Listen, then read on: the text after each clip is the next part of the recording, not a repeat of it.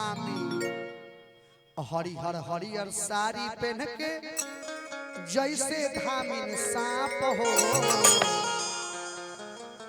देखिए हरिहर हरिहर साड़ी पहन के जैसे धामिन सांप हो।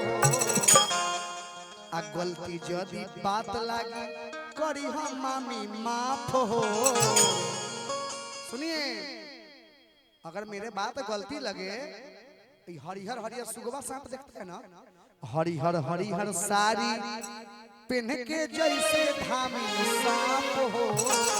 धामिन सांप खिसियाएगा लेकिन क्या करेगा, उसका विष तो है नहीं।